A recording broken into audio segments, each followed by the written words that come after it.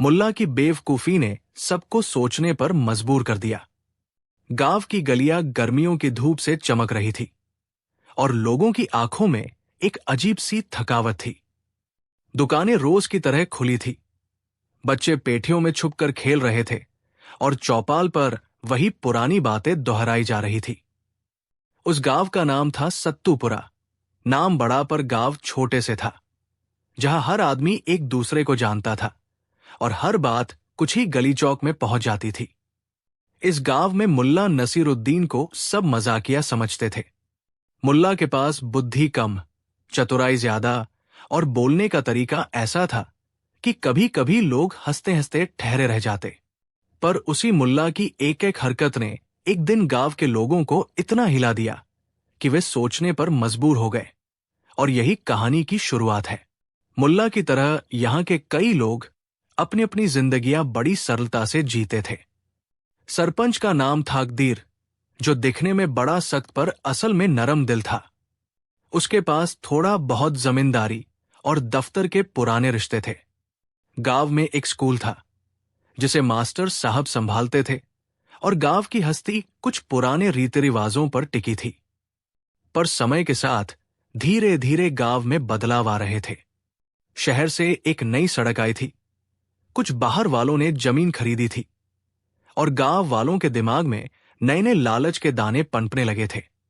एक सुबह मुल्ला बाजार में आया और उसने बड़ी भद्दी पोशाक पहन रखी थी, ऊंची टोपी, चमकीला जूता और हाथ में एक बत्ती सी वाली छड़ी। लोग पहले तो हंसे, पर उसकी आंखें उतनी ही सधी दिख रही थी जितनी उससे पहले नहीं थी। मुल्ला ने चौपाल पर जाकर कहा कि वो आज कुछ नया वाला प्रयोग करेगा। लोग उत्सुक थे, पर साथ ही चुभन भी हो रही थी, क्योंकि ये गांव था और गांव की हिफाजत सबके दिलों में थी।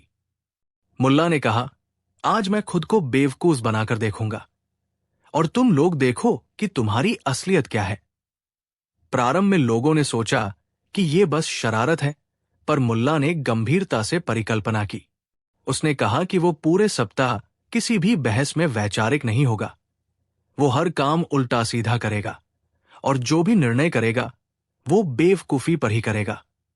लेकिन उसका उद्देश्य था कि गांव का एक एक इंसान उसको देखकर अपने हालात पर विचार करे। पहले दिन ही उसकी बेवकूफी गांव के बड़े मसले पर टिकी।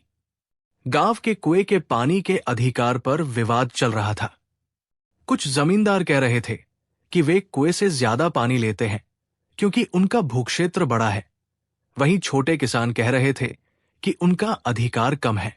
सरपंच कदीर कई बार डील कर चुके थे, पर समाधान नहीं निकला था। मुल्ला ने पलटी एक अजीब सी सलाह दी। उसने कहा कि कुएं के पानी को आज से बराबर बांटने के बजाय लोग उसे उसी हिसाब से लें जितना वे हंसकर दे सके। उसने कहा, जो हंसी ज्यादा दे उसको ज्यादा पानी मिलेगा। लोग चौंक गए। कईयों ने सोचा कि यह मजाक है, पर कुछ लोगों ने इस पर झट से नाराजगी जताई। एक बड़ा जमींदार बोला कि यह बेवकूफी है और उसने मुल्ला को दोषी ठहराया। पर मुल्ला का इरादा कुछ और ही था। वो दिखाना चाहता था कि गांव के लोग किस तरह से अपनी खुद की हंसी और दिखावे में फंसकर असली मुद्दों को ढक देते हैं। अगले ही दिन मुल्ला ने गांव के बाजार में एक अजीब रस्म शुरू कर दी। वो एक हिस्सा लेकर बैठ गया और कहा कि जो कोई भी अपने सामान को ठीक से दाम नहीं बताएगा उसे गांव के हंसी बोर्ड पर चिपका दिया जाएगा। हंसी बोर्ड एक पुराना लकड़ी का पट था जिस पर पहले लोगों के मजेदार किस्से लिखे जाते थे। अब मुल्ला ने उसे नया रूप दिया और कहा कि झूठ बोलने वालों के किस्से भी वहां लिखे जाएंगे। दुकान वाले पहले तो नाराज हुए, पर फिर कुछ ने हंसी में ही बताया कि वे ग्राहक को भ्रमित करके सस्ते माल महंगा बेच देते हैं। इस तरह छोटी छोटी बातें उजागर होने लगी। लोग हैरान थे कि कैसे छोटी छोटी बेवकूफियां समाज की बड़ी असलियतों को छिपा रही थी। मुल्ला की असली चाल तब झलकी जब उसने चौपाल में कहा कि गांव के बड़े पैसे वालों को भी कुछ बेवकूफियां करनी चाहिए। उनसे पूछा जाए कि आखिर क्यों वे सड़क किनारे जमीनें बेचने पर तुल गए हैं और अपने घरों को शिल्पशाला में क्यों बदल रहे हैं। उसने कहा कि गांव की आत्मा बिक रही है और ये बेवकूफी है कि लोग उसे नोट नहीं कर रहे। ये बात लोगों को छू गई। कुछ तो बोले कि ये सही है, पर फिर भी वे उन लकड़ियों से जुड़े हुए निर्णयों को रद्द नहीं कर पाए। दरअसल मुल्ला की बेवकूफी का असर धीरे धीरे बड़ा हुआ। लोगों ने देखा कि किस तरह वे दिखावे, लाभ और डर के कारण अनेक छोटी छोटी सच्चाइयों को दबा देते थे। मां बाप अपने बच्चों के सामने असल बातें छुपाते थे कि मकसद क्या है। पड़ोसी पड़ोसी से आत्मा की बात नहीं कर पाता था क्योंकि दिखावा बड़ा था। मुल्ला की हर तेजतर्रार बेवकूफी ने उनके सामने एक दर्पण रखा और उस दर्पण में वे अपने असली चेहरे देखने लगे। फिर एक दिन गांव में एक नया प्रस्ताव आया, नजदीकी हाईवे पर एक बड़ा गोदाम बनवाने का, जिसमें बाहर के व्यापारी लाखों लेकर आते और गांव का जमीन का भाव बढ़ता। कई लोगों ने खुशी खुशी अपने हिस्से की जमीनें बेच दी, मगर एक बुजुर्ग अम्मा रोहाना ने विरोध जताया। उसने कहा कि जमीन बेचने से गांव की आत्मा में दरार आएगी। सरकार के वकील और व्यापारी ने कहा कि ये विकास है और विरोध करने वालों को पुराने सोच कहा गया। मुल्ला ने अचानक से मजाकिया भाषा में कहा, जो कुछ बिक जाएगा उसे बेच दो, पर याद रखना कि तुम्हारे खरीदार तुम्हारी सूरत नहीं खरीद पाएंगे। सब ठहरे। ये बात जितनी बेवकूफी से लगती थी उतनी ही सीधेपन से सच्ची भी थी। गांव के युवा जो बाहर की चमक से आकर्षित होते थे, अब सोचने लगे कि क्या पैसा ही सब कुछ है। कुछ ने कहा कि ये सिर्फ समय की बात है, आखिर वो पैसा पढ़ाई और बेहतर जीवन का जरिया है। पर पूंछ में बेवकूफी की बात ये थी कि लोग अक्सर बड़ी बातों में खोकर छोटे रिश्तों को भूल जाते थे। मुल्ला ने उस रोज चौपाल में ये समझाया कि असली अमीरी वो नहीं जो थैलों में पैसों से आती है, बल्कि वो है जो दीन दुनिया में तुम्हें मान और स्नेह दे। उसकी बातें लोगों को अंदर तक झंझोड़ती, पर फिर भी कुछ लोग अपने फैसले पर कायम रहे। अचानक गांव में एक चोरी की घटना ने सबको दंग कर दिया। रात के अंधेरे में एक पुराना मंदिर खुला मिला और उसमें रखे छोटे छोटे वस्तु गायब थे। लोग भयभीत हुए और शक की निगाहें आपस में उलझने लगी। कुछ लोग एक दूसरे पर उंगली उठाने लगे और पुरानी रंजिशों की भूसी फिर भड़क उठी। मुल्ला ने उस वक्त भी अपनी बेवकूफी का रंग दिखाया। उसने कहा कि वो खुद ही चोर बनने की कोशिश करेगा, ताकि लोग समझे कि चोरी का कारण अकेले लालच नहीं होता, बल्कि कभी कभी लोग अपने दुख और अपमान को छुपाने के लिए गलत रास्ता चुन लेते हैं। कुछ ने कहा कि ये बात नहीं होती, पर कुछ ने सोचा कि मुल्ला का कहना सही है। क्यों व्यक्ति चोरी की ओर जाता है, इसकी जड़ें कहीं और भी होती है। चोर पकड़ा गया तो वो आश्चर्यजनक रूप से गांव का ही एक गरीब युवक निकला। उसके चेहरे पर शर्म और आंसू दोनों थे। उसने बताया कि उसने मंदिर का सामान इसलिए चुराया क्योंकि उसका परिवार कंगाल था और उसे गांव के कुछ लोगों ने अपमानित किया था। उसकी कहानी सुनकर लोगों का दिल दहल गया। ये वही परिणाम था जो मुल्ला चाह रहा था। उसने अपनी दिखाई बेवकूफी के जरिए लोगों को सोचने पर मजबूर कर दिया। लोग न सिर्फ चोर को सजा देने लगे, बल्कि उसके पीछे पड़े कारणों पर भी प्रश्न उठाने लगे। धीरे धीरे गांव की हवा बदलने लगी। लोग आपस में ज्यादा बातें करने लगे, अपने पुराने झगड़ों की जड़ें खोदने लगे और जिन रिश्तों को उन्होंने धन की पाली में फंसाकर छोड़ दिया था, उन्हें जोड़ने लगे। सरपंच कदीर ने गुलामी के पुराने कर्जों पर फिर से दृष्टि डाली और कई जरूरतमंदों को कर्ज माफ कर दिया। व्यापारी जिन्होंने जमीन खरीदी थी, कुछ हिस्से वापस गांव के सामुदायिक कोष में दान कर दिए। ये सब अचानक नहीं हुआ। ये मुल्ला की बार बार की बेवकूफियों के बाद आए हुए विचारों का असर था। मगर कहां हर कोई बदल जाता है। कुछ लोग अभी भी अपनी पुरानी आदतों पर अड़े रहे। वे कहते रहे कि मुल्ला की बातें सब आदत से बाहर है और गांव को आर्थिक रूप से पिछड़ा बना देंगी। पर गांव की नई हवा में अब त्योहारों पर पुराने गीत ज्यादा हुए और लोग अपने पड़ोसियों को पहले से ज्यादा समय देने लगे। स्कूल में मास्टर साहब ने बच्चों से कहा कि वे अपनी भाषा और परंपरा को न भूलें। और साथ ही नए जमाने की पढ़ाई भी करें। बच्चों ने स्कूल में खेलकूद और नाटक के जरिए अपने पुराने किस्सों को पेश किया और उन परिपक्वता में नई सोच झलकने लगी। एक साल बाद गांव में एक अजीब सा उत्सव हुआ। ये उत्सव मुल्ला के नाम पर नहीं था, पर उसकी वजह से जरूर था। गांव के लोगों ने मिलकर एक नई परंपरा चलाई, सच और साझा दिवस। इस दिन गांव के हर परिवार के लोग अपने सामने आई सभी तकलीफें और जीतों की कहानियां शेयर करते। ये केवल मासूमियों का दिन नहीं था, ये एक ऐसा दिन था जब लोग अपने छोटे छोटे झूठों और डर के बारे में खुलकर बात करते। ये दिन मुल्ला की बेवकूफी की उपज था। वो बेवकूफ उसने इसलिए दिखाई थी ताकि लोग सोचे, और उसने सोचा था कि सोचने से बड़े बड़े बदलाव आ सकते हैं। समय गुजरता गया और मुल्ला बूढ़ा होता गया। उसकी हरकतें अब गांव के बच्चों के लिए कथाएं बन गई। पर खास बात यह थी कि मुल्ला के वचन और करतूतें अब सिर्फ हंसी नहीं लाती थी, वे सोचने की मशालें बन चुकी थी। उसने ये साबित कर दिया कि बेवकूफी भी कभी कभी बुद्धिमत्ता का वो मुखौटा होती है जो सीधे लोगों के दिल तक पहुंचा देती है। कहानी की नींव यही थी कि जब कोई अपने आप को बेवकूफ बनाकर लोगों के सामने रखता है, तो वे अपने आप को बेवकूफ मानकर या बदलकर नहीं देखते, बल्कि वे अपना दर्पण देखते हैं और सोचते हैं कि हम क्या कर रहे थे, और यही सोच समाज में बदलाव लाती है। मुल्ला ने ऐसा करके गांव की जटिल परेशानियों का हल नहीं निकाला, पर उसने लोगों का ध्यान उन जड़ों पर खींचा जो अक्सर अनदेखी रह जाती है। भावनाएं, डर, दिखावा और दबे हुए रिश्ते। कई साल बाद जब गांव में नई पीढ़ियां बड़ी हो रही थी, वे मुल्ला की कहानी सुनाकर सीखते कि जीवन में कई बार बेवकूफी का प्रदर्शन करना भी एक तरह का साहस है, क्योंकि वह तुम्हें असलियत का सामना करने की हिम्मत देता है। और इसी तरह मुल्ला की बेवकूफी ने सबको गंभीरता से सोचने पर मजबूर कर दिया और गांव की कहानी को एक नई दिशा दी। मुल्ला नसीरुद्दीन का नाम ही एक पहेली जैसा था। लोग उनसे हंसते, रोते, सीखते और अक्सर चौंकते भी थे।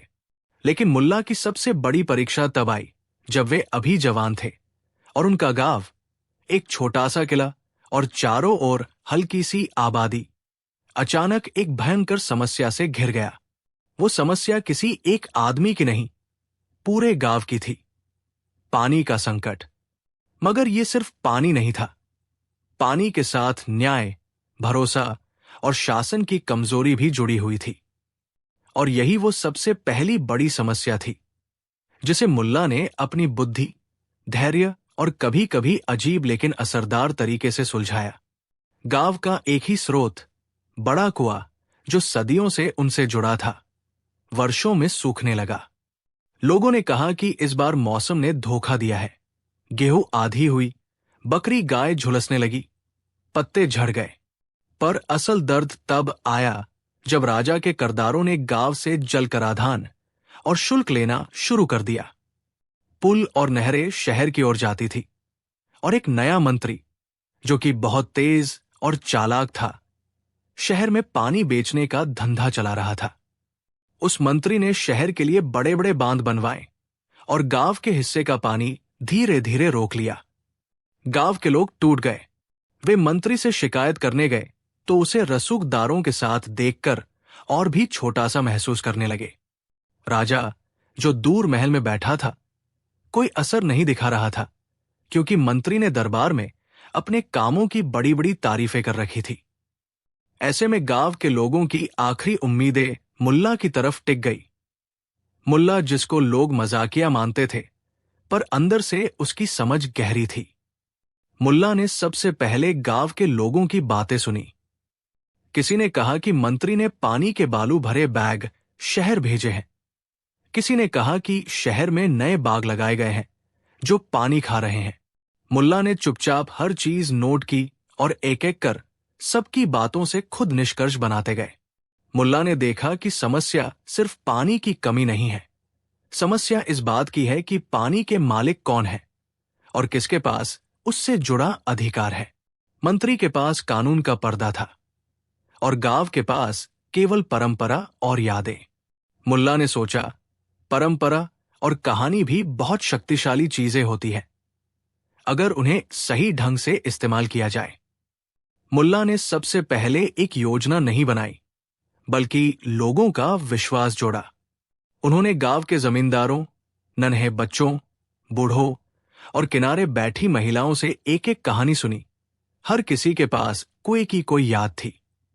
किसी ने कहा कि उनकी नानी ने कुएं के किनारे चावल रोपे थे।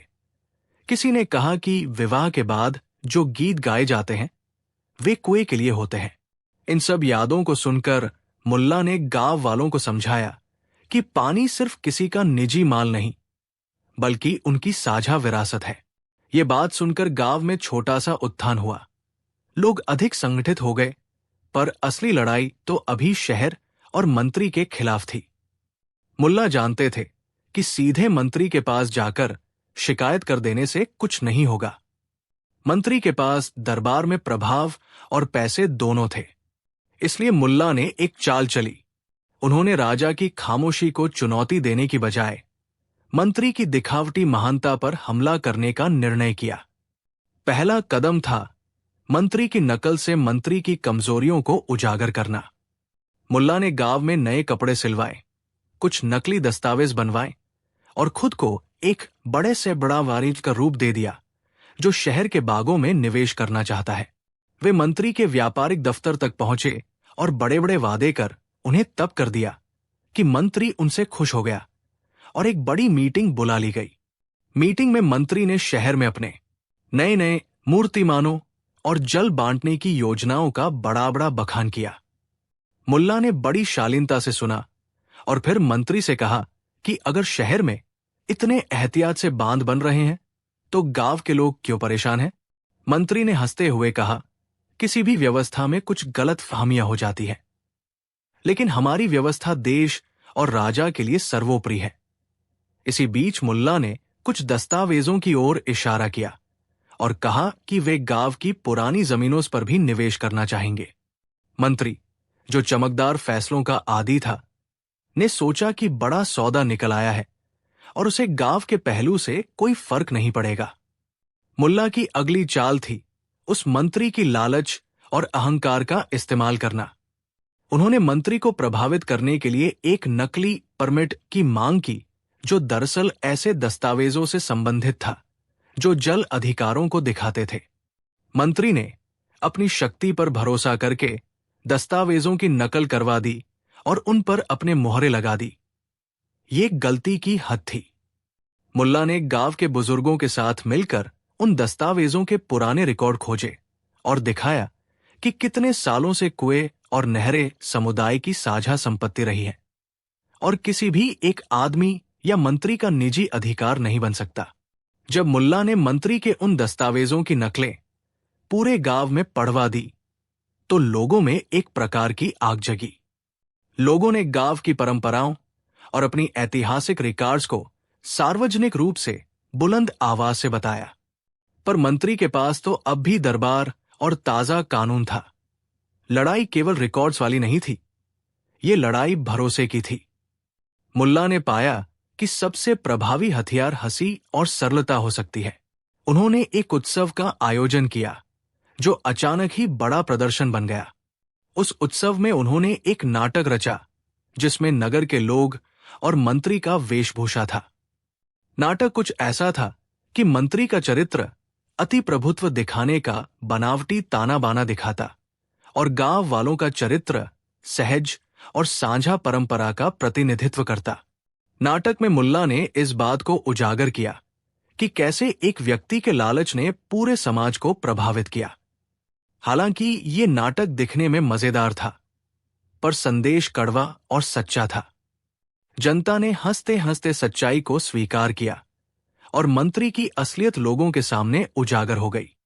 ये जनता की शक्ति थी जो पहली बार दिखने लगी कि कैसे सामूहिक आवाज किसी भी रसूखदार को घेर सकती है। मंत्री ने गुस्से में आकर गांव के खिलाफ कानूनी नोटिस भेजे और राजा के दरबार में आरोप लगाए कि गांव वालों ने ये सब शरारत से किया है। तब की सबसे मुश्किल बात यह थी कि राजा का दरबार अक्सर सत्ता की चमक से अंधा हो जाता था। मुल्ला ने तय किया कि सीधे दरबार जाके प्रश्न करने से पहले उनको सच्चाई के साथ जाने की जरूरत है। मुल्ला के पास एक और योजना थी। सच्चाई को न केवल सुनाया जाए, बल्कि उसे महसूस कराया जाए। उन्होंने गांव के कुएं की सफाई और मरम्मत की जिम्मेदारी ली और पुराने रिवाजों के अनुसार एक जल उत्सव मनाने का प्रस्ताव रखा, जिसमें दूर दराज के लोगों को भी बुलाया जाएगा। इस उत्सव में गांव अपने पुराने गीत, नाच और पानी के पारंपरिक रीति रिवाज दिखाएगा। मुल्ला जानते थे कि जब लोग वास्तविकता को आंखों से देखेंगे कि कैसे गांव का जीवन पानी से बुना हुआ है, तो राजा और दरबार के लोगों पर भी असर आएगा। उत्सव के दिन गांव एक मेले की तरह सज उठा। महिलाएं पारंपरिक कपड़े पहनकर आई, बच्चे पानी के खेल दिखाने लगे, बुजुर्ग कहानी सुनाने लगे कि कैसे कुआं पहले सभी का केंद्र था। दूर से दर्शक आए, कुछ व्यापारियों, कुछ शहर के नागरिक और एक प्रतिनिधि आदेश से, और आखिरकार एक उच्च अधिकारी, राजा के दरबार का छोटा सा प्रतिनिधि उत्सव देखने आया। मुल्ला ने सब कुछ इतना बुनियादी और मानवीय ढंग से पेश किया कि देखने वाला हर कोई अपने आप को गांव वाला समझने लगा। मुल्ला ने उस प्रतिनिधि से सीधे कहा कि पानी किसी भी शासक या मंत्री की निजी संपत्ति नहीं होना चाहिए, ये जीवन का अधिकार है। उस प्रतिनिधि ने गांव की सादगी और एकजुटता देखकर मंत्री के दावे पर सवाल उठाए और उन्होंने दरबार को रिपोर्ट भेजी कि मामले की सच्चाई जानी जानी चाहिए। जब रिपोर्ट राजा के पास पहुंची तो मंत्री ने हर तरह से अपने आप को बचाने की कोशिश की, पर अब गांव के पास सिर्फ शब्द नहीं थे, उनके पास सबूत, व्यवस्था और जनता का समर्थन था।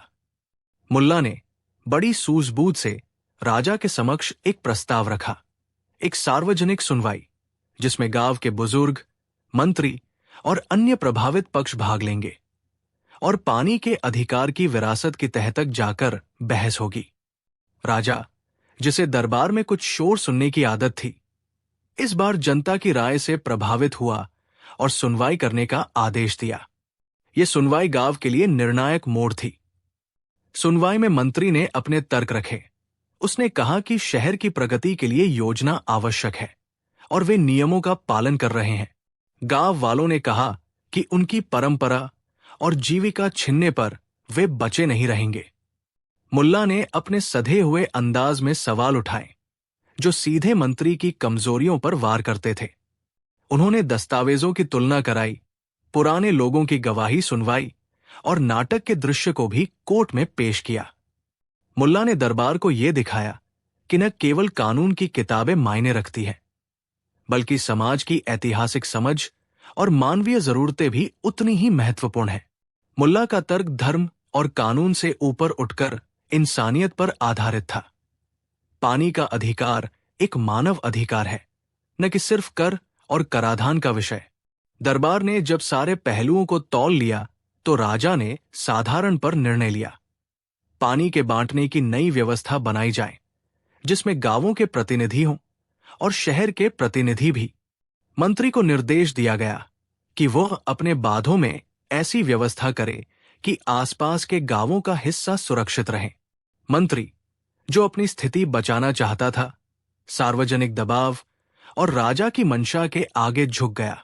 उसे सम्मान तो बना रहा, पर उसे आदेश दिया गया कि वो गांव की नहरों को खोलकर उसे पूर्ववत करेगा और गांव के लोगों को पानी के बांटने में हिस्सा देगा।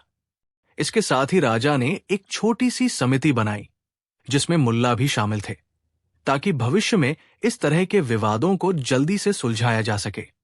मगर कहानी यही खत्म नहीं हुई। मुश्किलें कम नहीं हुई।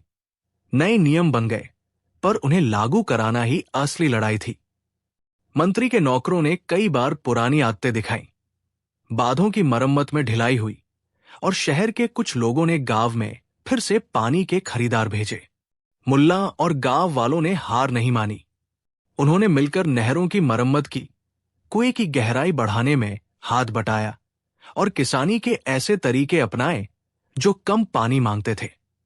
मुल्ला ने गांव में एक स्कूल जैसा आयोजन भी शुरू किया, जहां बच्चों को पानी के महत्व के बारे में सिखाया गया। धीरे धीरे गांव ने तकनीकों और नियमों को अपनाया और अब वह सिर्फ मांगने वाला नहीं रहा, वो पानी की सुरक्षा का सक्रिय रक्षक बन गया। सबसे बड़ी सीख मुल्ला को और सबको यही मिली कि कोई भी बड़ी समस्या केवल एक चाल या कानून से नहीं सुलझती, उसे मानवता, एकजुटता और धैर्य से सुलझाना पड़ता है। मुल्ला ने सीखा कि मजाक और बुद्धि साथ साथ चल सकती है। हंसी समाज की कठोरता को ढीला कर देती है और सच्चाई को दिल से बोलने का हक देती है। गांव की नई व्यवस्था और राजा के आदेश के बाद पानी धीरे धीरे लौट आया, पर उससे ज्यादा अहम बात यह हुई कि लोगों का आत्मविश्वास लौट आया। वे अब जानते थे कि वे अकेले नहीं हैं, कि उनकी आवाज मायने रखती है और कि अगर वे संगठित हो तो कोई भी रसूखदार उन्हें दबा नहीं सकता। मुल्ला की उस पहली बड़ी जीत का असर आने वाले वर्षों में दिखा।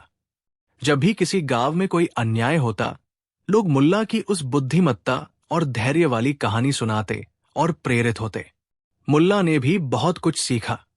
वो कभी भी सिर्फ बुद्धि पर निर्भर नहीं रहे, उन्होंने हमेशा इंसानियत को केंद्र में रखा। अक्सर लोग उससे पूछते, तुमने इतना बड़ा काम कैसे कर लिया? तुम तो बस मजाक कर लेते हो। और मुल्ला हंसकर कहते, मजाक और सच्चाई का फर्क तब समझ आता है जब मुश्किलें तुम्हारे सामने खड़ी हों। मजाक लोगों को जकड़ता नहीं, सिखाता है कि कैसे कठिन को हल किया जाए। कई सालों बाद जब मुल्ला बूढ़े हुए, वे अक्सर कुएं के पास बैठते और बच्चों को बतलाते कि असली जीत वो नहीं जो एक दिन की लड़ाई से मिलती है। असली जीत वह है जो इंसान के दिखावे से परे जाकर दूसरों की जिंदगियों में बदलाव लाए। उनका गांव अब एक नया नमूना बन चुका था। पास के कई गांव उनके मॉडल को अपनाने लगे।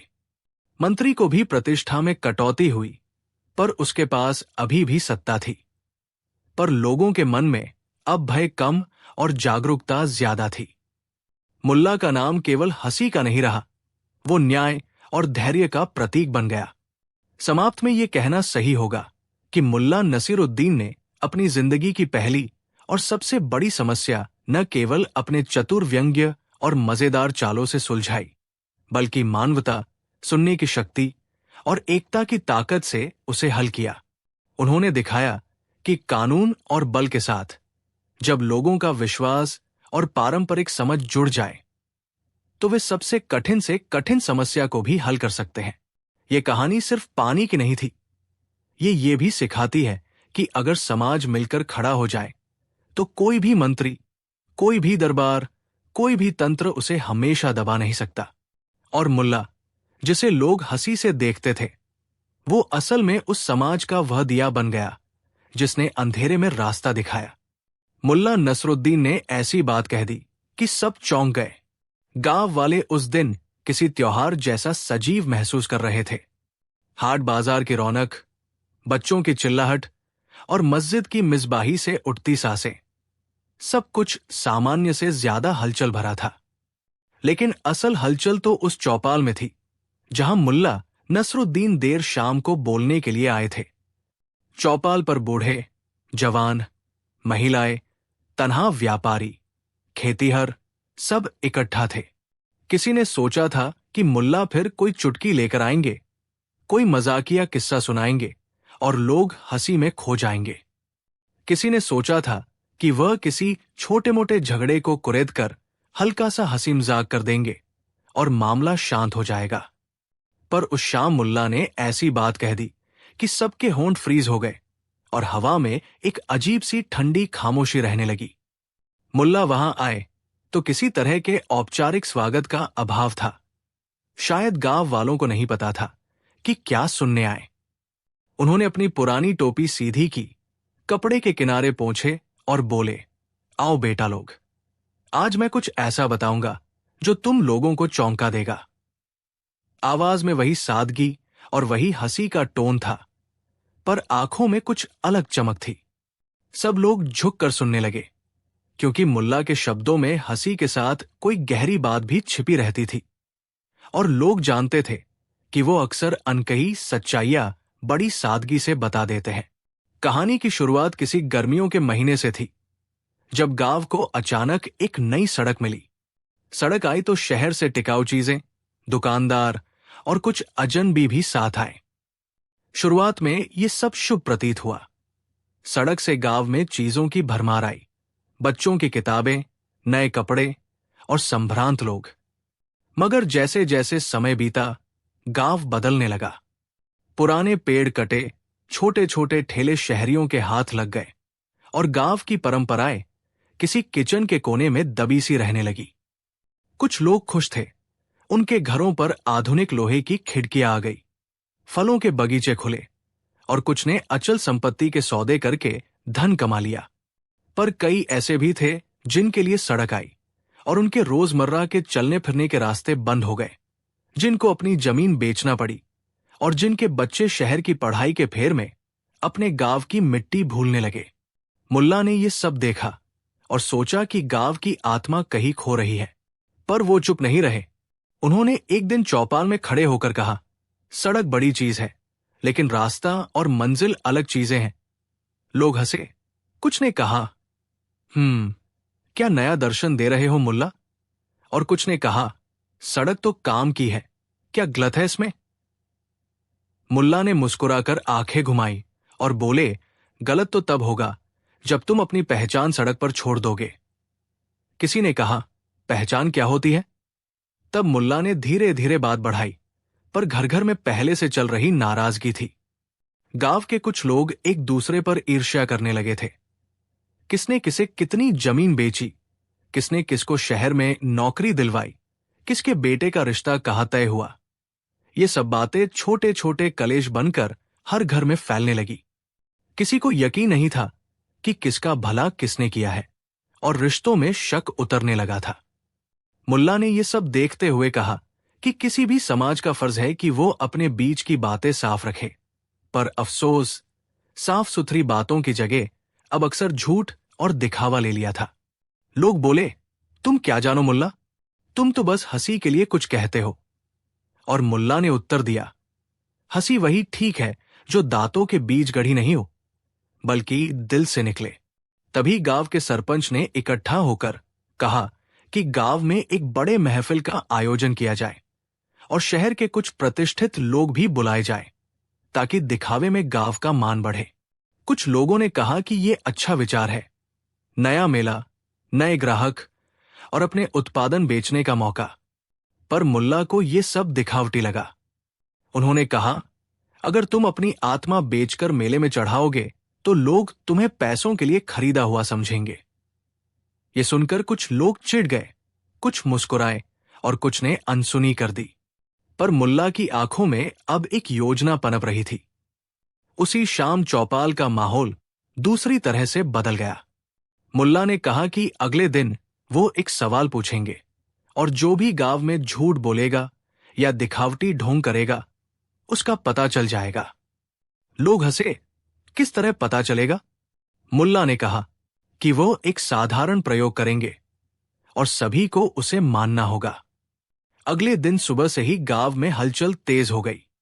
लोग सोच रहे थे कि मुल्ला क्या करने वाले हैं, शायद कोई मजाकिया प्रहसन या फरमाइश। पर मुल्ला ने साधारण सा निर्देश दिया, जो कोई भी सच सुनाएगा उसे एक लाल धागा मिलेगा, जो झूठ बोलेगा उसे कोई धागा नहीं मिलेगा, और शाम तक जो लाल धागे वाला होगा उसे गांव में पहचाना जाएगा। लोग अचरज में थे, पर चौपाल पर अजीब सी गंभीरता छा गई। लाल धागा किसे कहाँ मिला और किसे नहीं, ये कोई व्यावहारिक जांच नहीं थी। ये मुल्ला का तरीका था लोगों की ईमानदारी पर एक दर्पण लगाने का। दिन भर गांव के लोग अपने अपने काम में लगे रहे, पर हर शब्द की परत अब अलग तरह से खुल रही थी। लोग अपने से कह रहे थे, मैंने सच कहा था या नहीं, और छोटे छोटे झूठ निकलने लगे। किसने कहा कि उसने बचपन में खेत पर इस तरह की मेहनत की थी, किसने कहा कि उसके रिश्तेदार ने शहर में नौकरी लगवाई थी, किसने दिखाया कि उसकी आमदनी अधिक है। मुल्ला चुपचाप चारों ओर घूमते रहे, बच्चों की तरह आंखों में चमक लिए। शाम को जब लोग फिर चौपाल में आए तो मुल्ला ने बैच का काम लिया और कहा कि अब बताओ, किस किस ने अपने दूसरों के बारे में वो बातें बताई जो सच नहीं थी। लोग शर्म से झुकने लगे। कुछ ने चिल्लाकर कहा कि ये सब मजाक है। कुछ ने गुस्से में कहा कि मुल्ला जांच कौन करता है। फिर मुल्ला ने अचानक कहा, जो जो सच बोलेगा वे सामने आ जाए। कुछ लोग आगे आए और कुछ पीछे हट गए, लेकिन तभी मुल्ला ने वो बात कह दी जिसने सबको चौंका दिया। उन्होंने कहा, सच और झूठ का अलग होना आसान नहीं है। अक्सर झूठ वही होता है जिसे हम दूसरों को दिखाने के लिए बनाते हैं, और सच्चाई वही होती है जिसे हम खुद से छिपा लेते हैं। ये वाक्य जैसे एक बर्फ की चोट की तरह था। लोगों ने अपनी अपनी सांस थाम ली। वो बात इतनी सादा थी, पर भीतर सूक्ष्मता में हरीलाल रोशनी ला दी। मुल्ला ने आगे कहा कि आदमी अक्सर इसलिए झूठ बोलता है क्योंकि उसे लगता है कि सच बोलने से उसका समाज में दर्जा घट जाएगा या लोग उसे छोटा समझेंगे। और जो लोग सच छिपाते हैं वे अक्सर वही होते हैं जो अपने आप से लड़ रहे होते हैं, किसी पुरानी गलती का बोझ या किसी ख्वाब की कमी। ये सुनकर चौपाल में कुछ लोग रो पड़े। कुछ ने सिर झुकाया और कुछ तेजी से बाहर चले गए।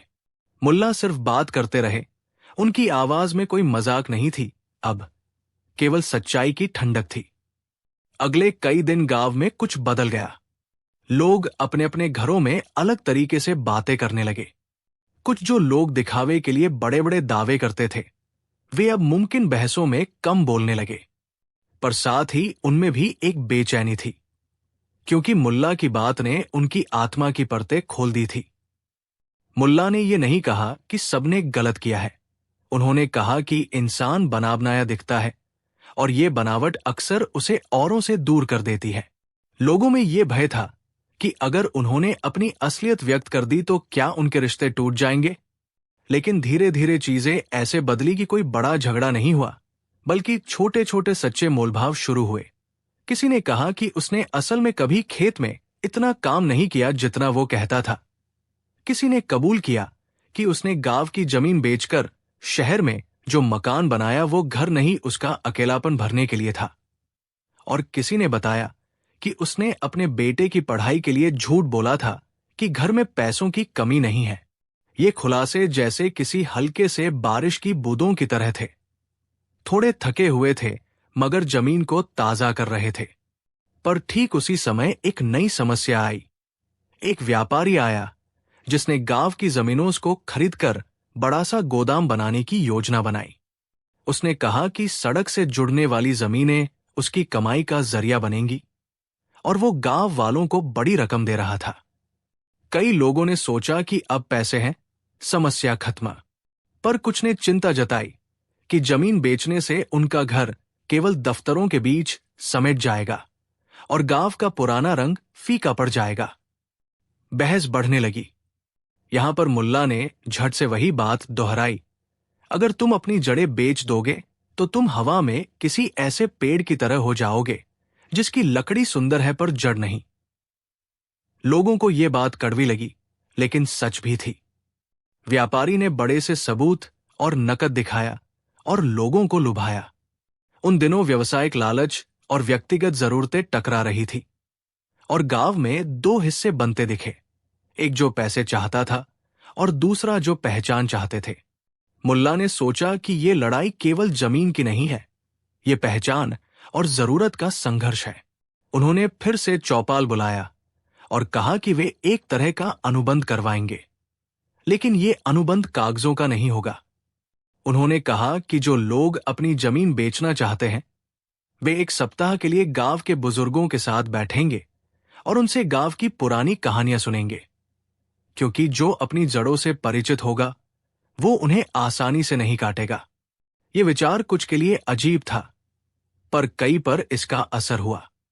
कुछ लोगों ने अपने बच्चों को बुलाया और कहा कि वे 4 दिन गांव की तहसील के बाहर नहीं जाएंगे, बल्कि वे खेत की मिट्टी में बैठकर सुनेंगे कि उनके पूर्वजों ने कौन कौन से त्योहार कैसे मानते थे।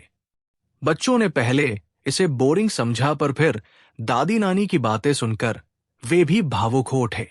उनमें से एक बच्चे ने कहा, हमारी दादी ने कहा था कि जब भी खेत सूख जाते हैं हम सब मिलकर कुएं के पास चावल पकाते थे और गीत गाते थे।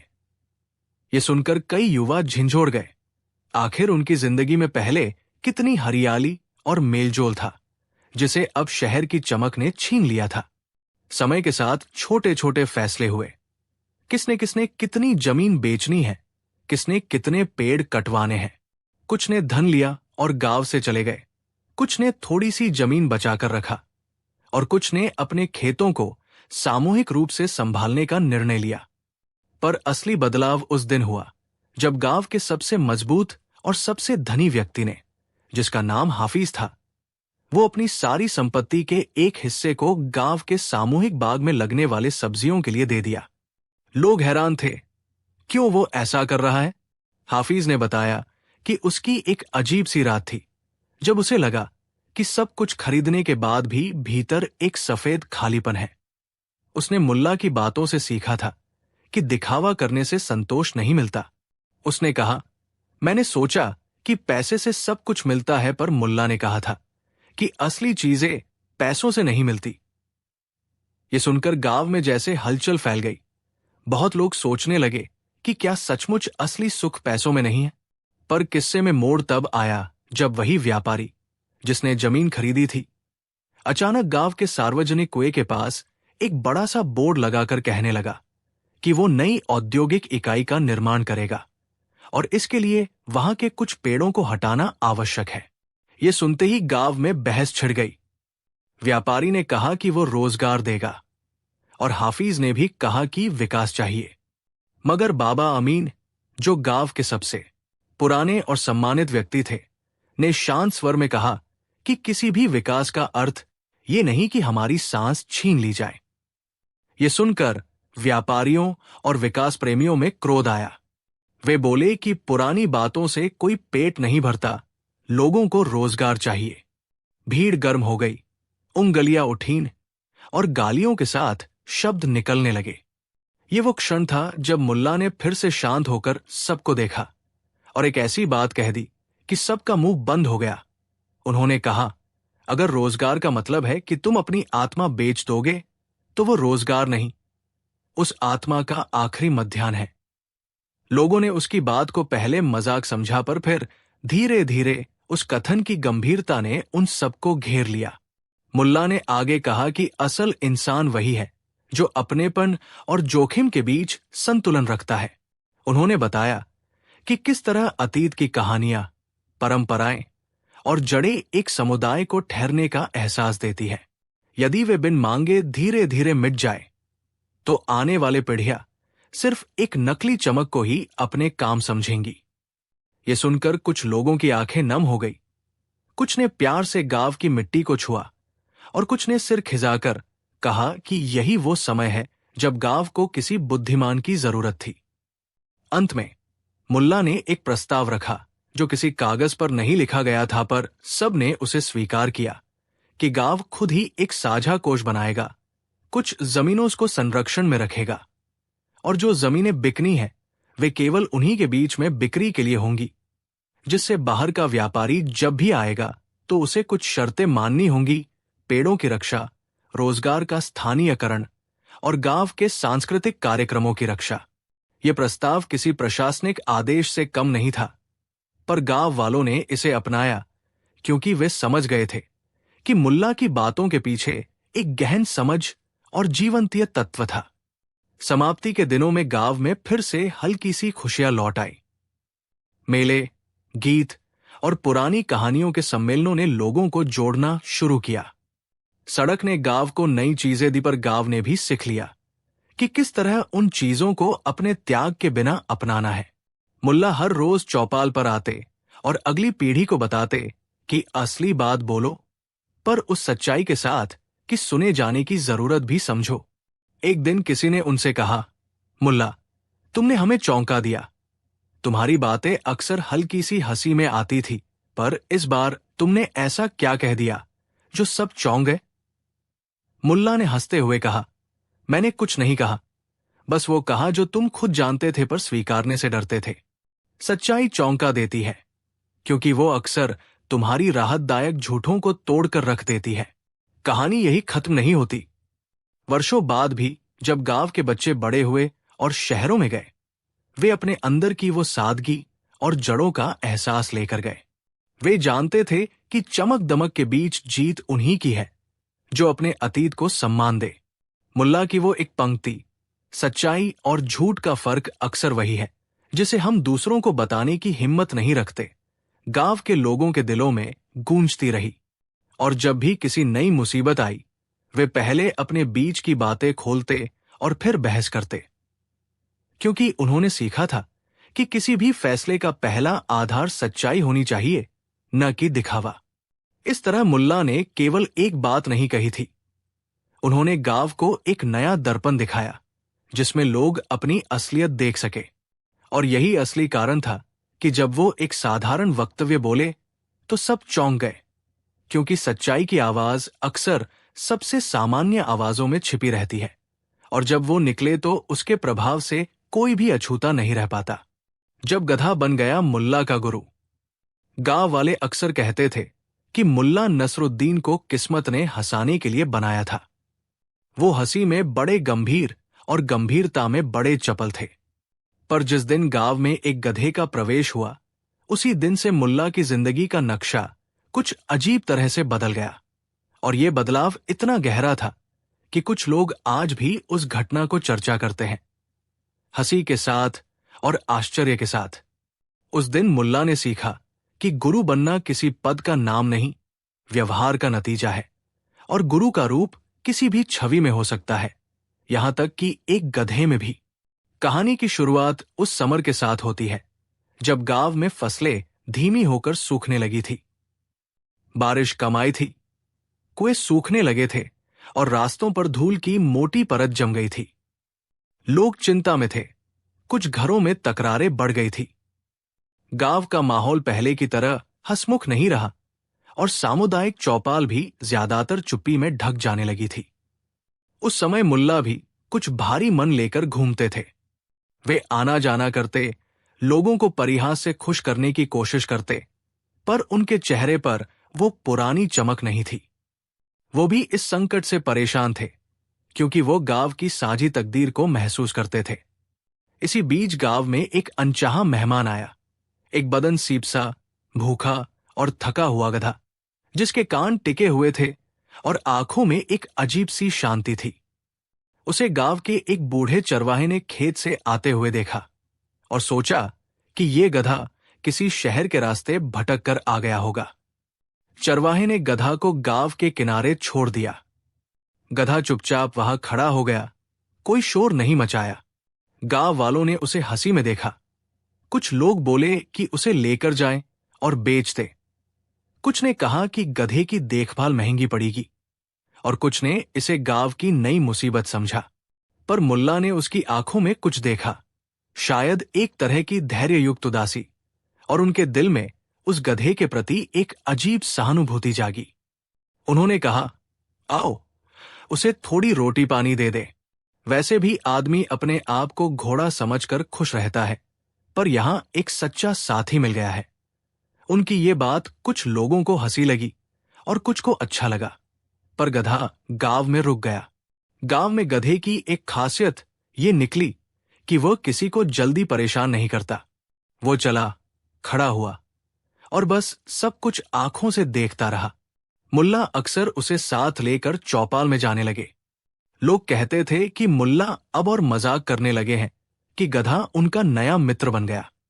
पर मुल्ला ने गधे से अलग तरह की बातें करनी शुरू कर दी। वे धीरे धीरे उससे चर्चा करते, उसे खाना देते और उसकी आदतों को नोट करते। रातों में जब चौपाल खाली होता, मुल्ला गधे के पास बैठकर उसके कान दबाते और कुछ गुनगुनाते, कोई गीत, कोई पुरानी कहानी। कुछ लोग सोचते थे कि ये सब सिर्फ मुल्ला का अजीबपन है, पर मुल्ला को उस गधे की सादगी और स्थिरता में कुछ बुद्धिमत्ता नजर आने लगी थी। एक दिन गांव में मेले जैसा आयोजन हुआ।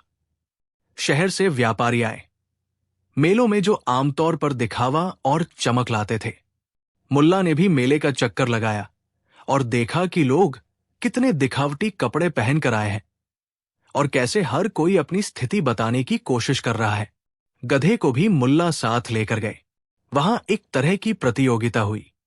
आदमी अपने जानवरों की शान दिखा रहे थे। शहर के लोग घोड़े और ऊंट लेकर आए थे, और गांव वाले भी अपने बैलों को सजाए हुए थे। तब अचानक एक अजीब घटना हुई। एक घोड़ा डरकर भाग गया और मेले के बीच हंगामा मचाने लगा। लोग संभल न सके और कुछ दुर्घटना होने की आशंका पैदा हो गई। इसी बीच गधा, जिस शांति से खड़ा था, अचानक उसने कदम बढ़ाया और धीरे धीरे उस घोड़े के पास गया। उसकी आंखों में देखा और कुछ अजीब तरह से धीरे धीरे उसे सहलाकर वापस लाया। घोड़ा शांत हुआ, हंगामा शांत हुआ, और लोगों की आंखों में हैरानी के साथ सराहना आ गई। जो लोग पहले गधे की उपेक्षा कर रहे थे, वे अब उस पर पलटकर देखने लगे। मुल्ला ने हंसकर कहा, देखा, कुछ शिक्षक बड़े नहीं होते, कुछ बस होते हैं। उस घटना के बाद गधे का रुतबा बढ़ गया। लोग उससे पूछकर प्रभावित हुए कि उसने कैसे घोड़े को शांत किया। किसी का मानना था कि गधा केवल महसूस कर गया होगा। किसी ने कहा कि उसकी आंखों में जीवित अनुभूति थी। पर मुल्ला ने देखा कि गधे का तरीका झटपट ज्ञान नहीं था। ये एक तरह का संज्ञान था, धैर्य, सहनशीलता और बिना किसी दिखावे की मौजूदगी।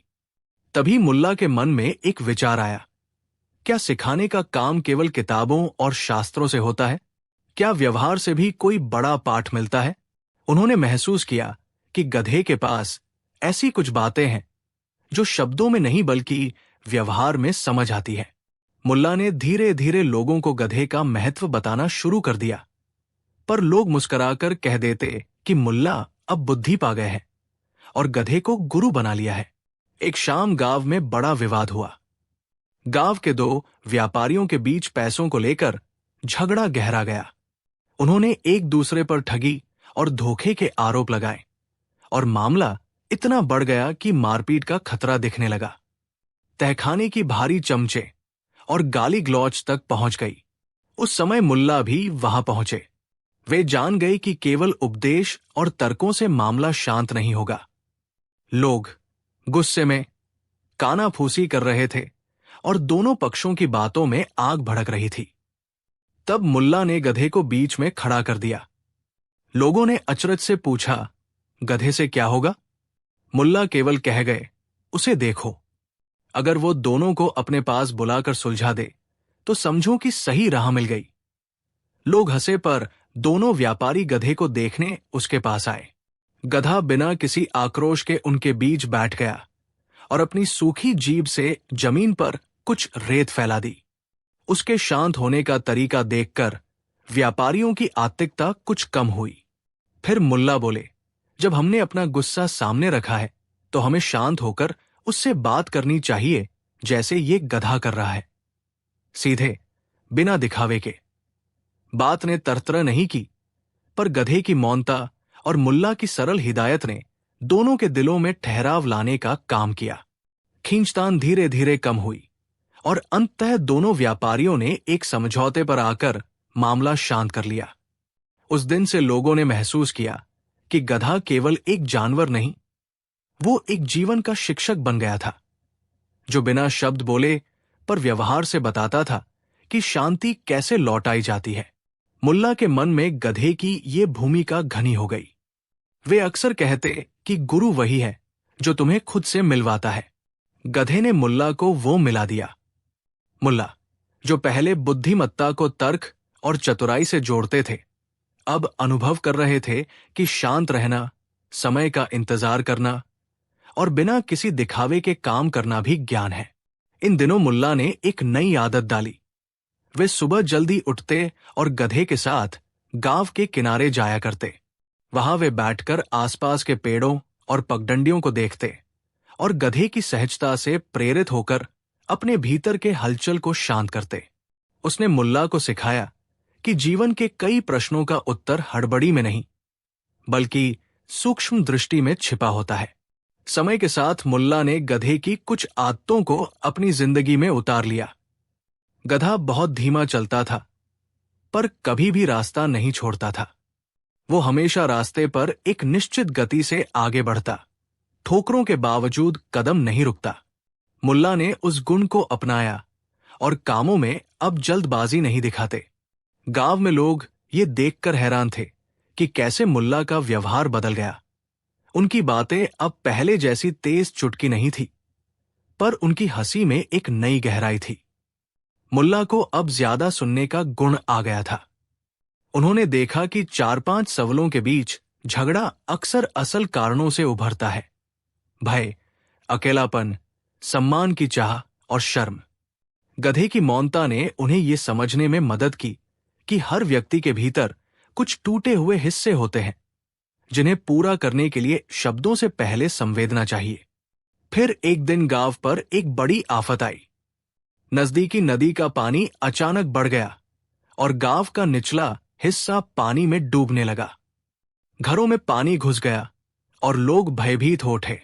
उस समय सब कुछ आवश्यक था, किसी को बहाने, किसी को बचाने और किसी को शांत रखने की जरूरत थी।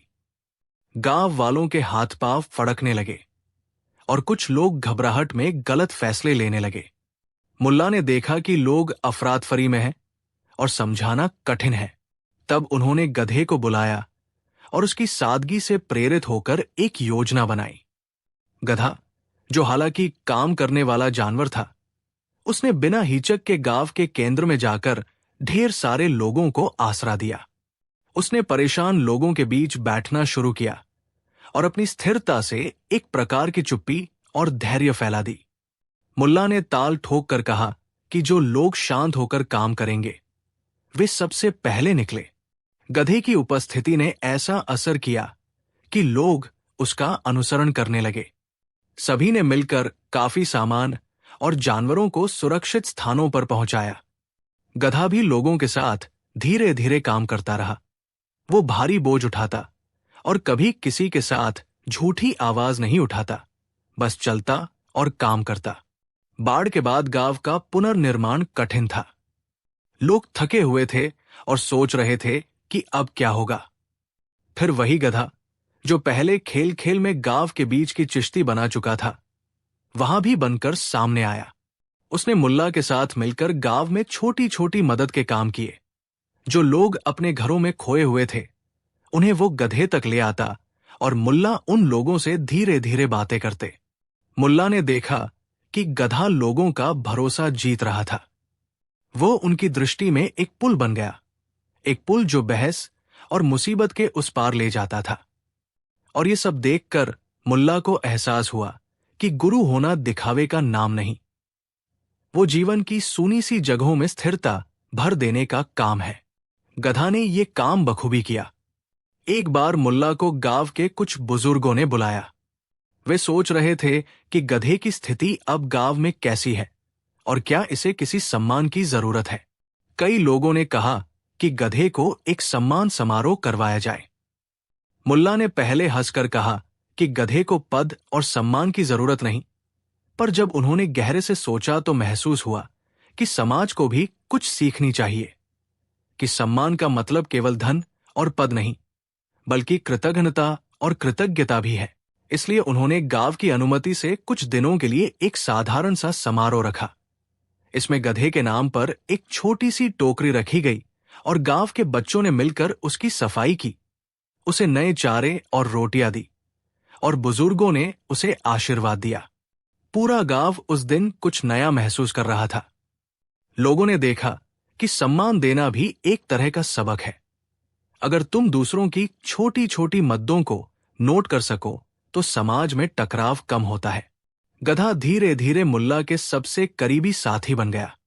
पर मुल्ला जानते थे कि गुरु होना केवल दूसरों से सीखने का नाम नहीं, खुद को बदलने का भी नाम है। उन्होंने अपने पुराने व्यंग्य और तेजी को कम कर दिया, पर वो पूरी तरह से गायब नहीं हुए। उनकी बुद्धि अब और अधिक नरम और लक्ष्यपूर्ण हो गई थी। गांव वाले कहते थे कि मुल्ला अब पहले से अधिक संवेदनशील हो गए थे। उन्होंने युवाओं के लिए छोटे छोटे पाठ आयोजित किए।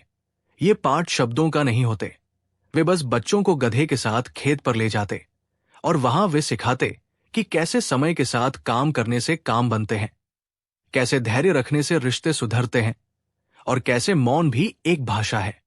बच्चे ध्यान से सुनते और गधे के कदमों की ताल के साथ चलते। ये दृश्य कुछ ऐसा था कि लोग भी हैरान हो जाते कि गधे ने क्या कर दिया है। समय के साथ गधे भी बूढ़ा हुआ। उसकी चाल धीमी और आंखें और भी अधिक शांत दिखने लगी। गांव वालों ने उसे और भी अधिक प्यार दिया। एक दिन गधे को अचानक बुखार चढ़ गया और वो बीमार पड़ गया। गांव वाले क्रोधित नहीं हुए, बल्कि वे उस महान साथी की सेवा में जुट गए। मुल्ला ने रोज उसके पास बैठना शुरू कर दिया और उसका हाथ पकड़े रहते। एक रात जब गधा बहुत कमजोर था, उसने थोड़ी सी आवाज के साथ मुल्ला की ओर देखा। मुल्ला ने उसकी आंखों में देखा और वो कुछ महसूस कर गया। वो एक पल के लिए सब कुछ समझ गया। उसने गधे से कहा, तुमने मुझे इतना सिखा दिया, अब मैं तुम्हें भी ठीक रखूंगा। गधे ने एक हल्की सी छींक की आवाज बनाई और फिर जैसे ही उसकी आंखें बंद हुई, लौ की तरह एक छोटी सी मुस्कान उसके मुंह पर आ गई। उसके बाद कुछ दिनों में गधे की तबीयत धीरे धीरे सुधरी और फिर वो फिर से पुराने अंदाज में खड़ा हुआ। पर अब उसके कदमों में एक नई शांति और अनुभव झलकता था। समय के साथ मुल्ला ने यह स्वीकार किया कि गधे ने उन्हें एक महान बात सिखाई, दूसरों के प्रति सहानुभूति, मौन की शक्ति और धैर्य की महिमा। वे अक्सर चौपाल में बैठकर कहते, हमें गुरु ढूंढने की जरूरत नहीं, हमें सिर्फ खुला मन चाहिए जो हर अनुभव से सीख सके। गधे की कहानी गांव के बाहर भी फैल गई और दूर दूर से लोग आते कि देखें, ये वो गधा जिसने मुल्ला को गुरु बना दिया। लोगों का मानना था कि जीवन के बड़े पाठ केवल किताबों में नहीं, बल्कि रोजमर्रा के अनुभवों में छिपे रहते हैं। और मुल्ला ने ये बात अपने जीवन में जीकर दिखाई। उन्होंने गधे को अपना गुरु माना और उसने उन्हें सिखाया कि असली मानवीयता तभी दिखती है जब तुम शोर शराबे के बिना भी काम कर सको और जब तुम बिना शब्दों के दूसरे के दर्द को समझ सको। कई वर्षों बाद जब मुल्ला बूढ़े हो गए, वे अक्सर गधे के साथ लंबी सैर पर जाते। बच्चों से भरा चौपाल सुनता कि किस तरह उनका गुरु गधा नन्हे से सबक देता था। मुल्ला ने अपने जीवन का अंतिम चरण गधे की सादगी और गांव की प्रेम भरी यादों में बिता दिया। उन्होंने कभी भी लालच या दिखावे का सहारा नहीं लिया, बल्कि उन्होंने वो सादगी चुनी जो उनके गुरु ने उन्हें सिखाई थी। गांव की नई पीढ़ी ने भी ये सीखा कि ज्ञान किसी पुस्तक या किसी बड़े पद का अनुग्रह नहीं होता। ज्ञान तो उन बातों में मिलता है जो तुम रोज देखते हो पर जिन पर तुम ध्यान नहीं देते। गधे का नाम हमेशा गांव के हर घर के दरवाजे पर एक हल्की मुस्कान के साथ याद रखा जाने लगा। ये याद कि कभी एक गधे ने एक मुल्ला को गुरु बना दिया और उससे वो सिखा जो बड़ा सा पद और विधि भी नहीं सिखा पाते। अंत में ये कहना ठीक होगा कि उस दिन जब गधा बन गया मुल्ला का गुरु, तो मुल्ला की दुनिया ही नहीं बदली, पूरा गांव बदला। लोगों ने सीखा कि सच्चा गुरु वही है जो तुम्हें अपने सत्ताबलों और दिखावे से ऊपर उठकर इंसानियत सिखा दे। गधे ने मुल्ला को दिखाया कि स्थिरता, धैर्य और मौन कभी कभी शब्दों के भारी ढेर से ज्यादा असर करते हैं। और मुल्ला ने वो सब अपनाकर हाथ फैलाए, हंसा और कहा, गुरु कहीं भी मिल सकता है, बस देखना सीखो।